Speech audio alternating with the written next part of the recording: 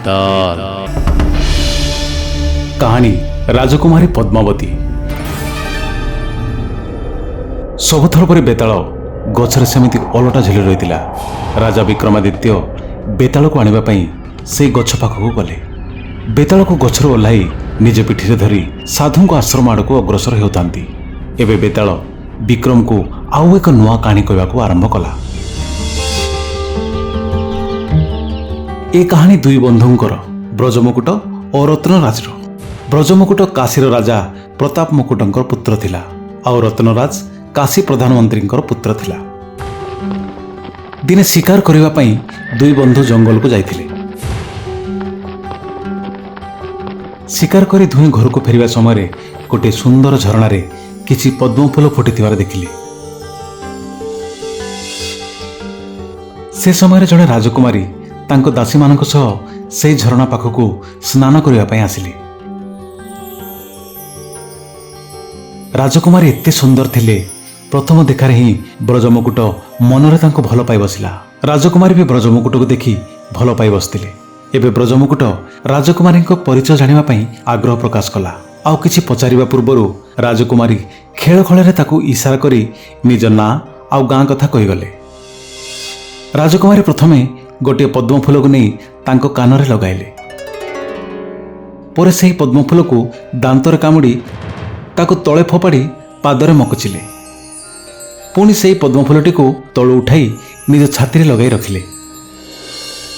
ब्रजमुकुट राजकुमारींकर एपरि इशारार अर्थ किछि भी बुझी पारलानी, किंतु रत्नराज राजकुमारींकर सबु इशारा बुझी पारतिला। से ता बंधु ब्रजमुकुटर अवस्था देखि मने मने हसी खुशी होतिला, जिए राजकुमारींकर प्रेम तीर आहत हो जाइछि। एबे राजकुमारी तांको दासींको सह महल को फेरीगले। ब्रजमुकुट रत्नराज को कहला, बंधु मु राजकुमारी को भल पाई बसछि, किंतु से इशारा कौन सब कहीगले से कथा मु किछि भी बुझी पारलिनी। रत्नराज खूब बुद्धिमान थिला। ब्रजमुकुट को कहला, तुमे भी केमितिका बोका बंधु, तांको इशारा बुझी पारलनी। शुण मु कहूछि। राजकुमारी प्रथमे पद्मफूल को निज कानरे लगाइले। ता अर्थ हेउछि से कर्णाटक राज्यर राजकुमारी। पुणी पद्म को दांतरे कामुडिले, तेणु से महाराज दंतसेन को झियो। फूल को तले फोपाड़ी ताकू पादरे दलिदेले। यार अर्थ हेउछि तांको ना पद्मावती। पुणी सेही पद्मफूलटी को तळु उठाई निज छाती लगाई रखिले। ता माने से मध्य तुमको खूब भल पाउचंती। रत्नराज रे कथा सुनी ब्रजमुकुट खूब खुशी हो गला। आ कहला, बंधु एबे चलो राजकुमारी को खोजी बाहर करिबा। दुई बंधु राजकुमारी को संधान रे कर्णाटक राज्य को गले। कर्णाटक रे पहुंची राजकुमारी को अनुसंधान सकाशे बाहरी गले। बाटरे जीवा समय से माने गोटे वृद्धा महिला को देखिले। वृद्धा महिला को पचारिले, माँ तुमे दंतसेन को जानिछ कि? वृद्धा महिला जनक कहला, हाँ जानिछि। मु राजमहल रे राजा को झील पद्मावतीर धाई हिसाब से काम करथिली।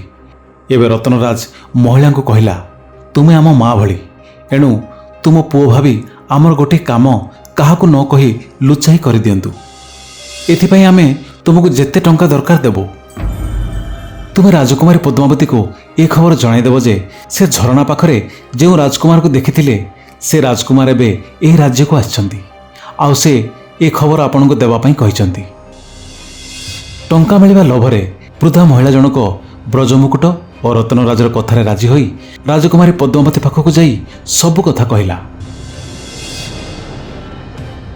एबे महिला जनक ब्रजमुकुट और रत्नराज पाखक आसी कहला, मु तुम कहवा अनुसार पद्मावती को सबु कथा कहली, किंतु से मो कथा सुनी मते बहुत गाली देले एवं निज हाथ में कर्पूर लगे मो गालरे चापुड़ा मारले।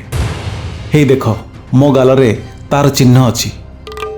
यह देखि ब्रजमुकुट खूब दुख कला, किंतु बुद्धिमान रत्नराज एक कथा बुझी सारिथिला। से ब्रजमुकुट को कहला, बंधु चिंतार कौनसी कारण नाही। राजकुमारी चापुड़ा मारी 10टा अंगुली देखई एक कथा कहबाकू चाहुचंती जे आउ 10 दिन परे पूर्णमी रातिर जह्न तले से तुमको देखा करबाकू चाहुचंती। 10 दिन बीतीगला परे दिने रातिरे ब्रजमुकुट और राजकुमारी पद्मावती को भेट हैला। पद्मावती को भेटी आसी ब्रजमुकुट रत्नराज को कहला, बंधु पद्मावतीर बाहागर ठीक हो जाइछि, एबे आमे कोन करिबा? ରତ୍ନରାଜ କହିଲା, ଏହା ତ ବଡ଼ ବିଷମ ସମସ୍ୟା ବନ୍ଧୁ। ଆମେ ଆସିବା ବହୁତ ବିଳମ୍ବ କରିଦେଲୁ। ବ୍ରଜମୁକୁଟ କହିଲା, ଏବେ ଆମେ ତ ପଦ୍ମାବତୀର ବାହାଘରକୁ ବି ଭାଙ୍ଗି ପାରିବାନି। କ'ଣ ହେବ ମୋର? ରତ୍ନରାଜ ତା ବୁଦ୍ଧି ଖଟେଇ କହିଲା, ବନ୍ଧୁ ଏଇ ନିଅ ତ୍ରିଶୂଳ, ଏହାକୁ ରଖ। ୟାକୁ ନେଇ ରାଜକୁମାରୀଙ୍କୁ ଆଘାତ କରି ତାଙ୍କ ଶରୀରରେ ତ୍ରିଶୂଳ ଆଘାତର ଚିହ୍ନ କରିଦେବ। ଆଉ ତାପରେ ତାଙ୍କ ସବୁ ସୁନା ଗହଣା ନେଇ ଆସିବ। ଏହା ଶୁଣି ବ୍ରଜମୁକୁଟ ଆଶ୍ଚର୍ଯ୍ୟ ହୋଇ କହିଲା, ଏ କ'ଣ କହୁଛ ତୁମେ ବନ୍ଧୁ? ମୁଁ ପଦ୍ମାବତୀକୁ ଭଲ ପାଉଛି, ତାଙ୍କୁ ପାଇବା ଆଶାରେ ଏଠାକୁ ଆସିଛି। ମୁଁ ତାଙ୍କ ଉପରକୁ କେମିତି ତ୍ରିଶୂଳର ପ୍ରହାର କରିବି? ବ୍ରଜମୁକୁଟର କଥା ଶୁଣି ରତ୍ନରାଜ କହିଲା, ବନ୍ଧୁ ମୋ ଉପରେ ବିଶ୍ୱାସ ରଖ, ମୁଁ ଯାହା କହୁଛି ତୁମେ ସେଇଆ କର। ଏବେ ବ୍ରଜମୁକୁଟ ରତ୍ନରାଜର କଥା ମାନି ତାହା ହିଁ କଲା।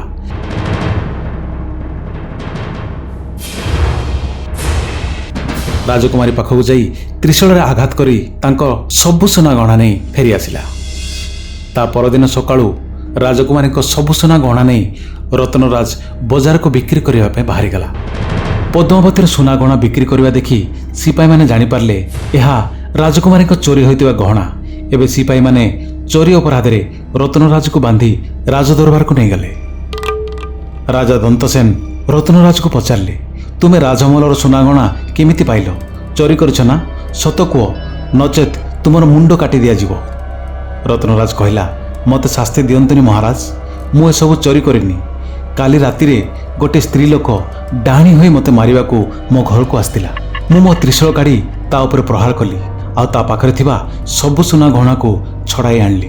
ମୋ କଥାକୁ ବିଶ୍ୱାସ କରନ୍ତୁ ମହାରାଜ। ଯଦି ବିଶ୍ୱାସ ନହେଲେ ସେ ସ୍ତ୍ରୀ ଲୋକର ଶରୀର ଦେଖିଲେ ଜାଣିପାରିବେ ତା ଦେହରେ ମୋ ତ୍ରିଶୂଳ ମାରିବା ଚିହ୍ନ ରହିଛି, ଆଉ ସେ ଗୋଟେ ଡାହାଣୀ। ରାଜାଙ୍କ ଆଦେଶ ଅନୁସାରେ ବହୁ ସମୟ ଅନୁସନ୍ଧାନ ପରେ ଏହି କଥା ଜଣାପଡ଼ିଲା ଯେ ରାଜକୁମାରୀଙ୍କ ଶରୀରରେ ତ୍ରିଶୂଳ ପ୍ରହାରରେ ହୋଇଥିବା ଚିହ୍ନ ଦେଖିବାକୁ ମିଳିଲା। ସମସ୍ତେ ଏବେ ରାଜକୁମାରୀକୁ ଡାହାଣୀ ବୋଲି ଭାବିଲେ। ଏବେ ରାଜା ରାଜକୁମାରୀଙ୍କୁ ଡାହାଣୀ ଆଖ୍ୟା ଦେଇ ନିଜ ରାଜ୍ୟରୁ ବହିଷ୍କାର କଲେ। ପଦ୍ମାବତୀ ଖୁବ୍ ଦୁଃଖରେ ଜଙ୍ଗଲ ଆଡ଼କୁ ବାହାରିଗଲେ। ସେ ସମୟରେ ବ୍ରଜମୁକୁଟ ଏବଂ ରତ୍ନରାଜ ସେଠି ପହଞ୍ଚି ପଦ୍ମାବତୀକୁ ଘୋଡ଼ାରେ ବସାଇ ନିଜ ରାଜ୍ୟକୁ ଫେରିଗଲେ। ଏଠାରେ ବେତାଳ ତା କାହାଣୀକୁ ସାରି ବିକ୍ରମକୁ ପଚାରିଲା, ରାଜା ବିକ୍ରମ, ଏବେ ତୁ କହ, ରାଜକୁମାରୀ ପଦ୍ମାବତୀର ଏଭଳି ଅବସ୍ଥା କରିବା ପାଇଁ କିଏ ଦାୟୀ? ବିକ୍ରମ ନୀରବ ଥିଲେ। ବେତାଳ କହିଲା, କହ ବିକ୍ରମ, ନଚେତ୍ ମୁଁ ତ ମୁଣ୍ଡ ଫଟାଇ ଖଣ୍ଡ ଖଣ୍ଡ କରିଦେବି। ବିକ୍ରମାଦିତ୍ୟ କହିଲେ, ବେତାଳ, ପଦ୍ମାବତୀର ଅବସ୍ଥା ପାଇଁ ରାଜା ଦାୟୀ। କାରଣ ପଦ୍ମାବତୀକୁ ଡାହାଣୀ ବୋଲି ଆଖ୍ୟା ଦେବା ପୂର୍ବରୁ ରାଜାଙ୍କୁ ସବୁ କଥାର ବିଚାର ବିମର୍ଶ କରିବା ସହ କଥାଟିର ସତ୍ୟତା ଜାଣିବାର ଆବଶ୍ୟକତା ଥିଲା। ରତ୍ନରାଜ ତା ସାଙ୍ଗର କର୍ତ୍ତବ୍ୟ କଲା। ବ୍ରଜମୁକୁଟ ଏବଂ ପଦ୍ମାବତୀକୁ ଭେଟ କରାଇ ଦୁହିଁଙ୍କୁ ଏକାଠି କଲା। ବିକ୍ରମର କଥା ଶୁଣି ବେତାଳ ଖୁବ୍ ଖୁସି ହୋଇଗଲା। ପୁରା ଠିକ୍ କହିଲୁ ବିକ୍ରମ, କିନ୍ତୁ ମୁଁ କହିଥିଲି ତୁ ମୁହଁ ଖୋଲିବୁନି, ତୁ ତ ମୁହଁ ଖୋଲିଲୁ, ଏବେ ମୁଁ ଚାଲିଲି। ବେତାଳ, ବେତାଳ, ବେତାଳ। ଏବେ ବେତାଳ ବିକ୍ରମର ପିଠରେ ଉଡ଼ି ସେ ଗଛ ପାଖକୁ ଗଲା। ବିକ୍ରମ ବେତାଳର ପଛେ ପଛେ ଦୌଡ଼ିଗଲେ। ବେତାଳକୁ ପୁଣି ଆଣି ସାଧୁଙ୍କ ଆଶ୍ରମକୁ ନେବା ସକାଶେ। Thank you for watching. Like, share, subscribe.